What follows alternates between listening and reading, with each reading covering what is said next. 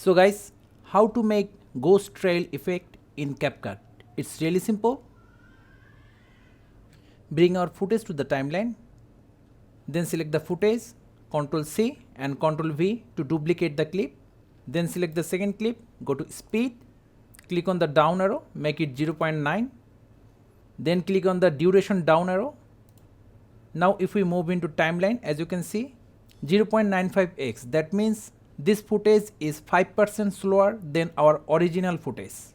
Now check smooth slow-mo, click on the drop down, select optical flow. When we choose the optical flow, we will see this pacing text here. This may take some time, depends on your PC configuration. Now go back to video tab, then decrease the opacity to 50%. So this is what we have so far. Now suppose we want to start ghost trail effect from this moment. For that, go to opacity, then add a new keyframe by clicking on this icon.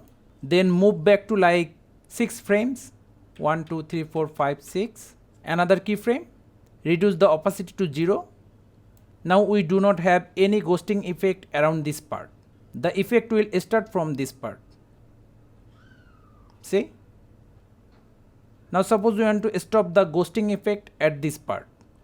So for that, same, add a keyframe, go 6 frame back, 1, 2, 3, 4, 5, 6, add another keyframe.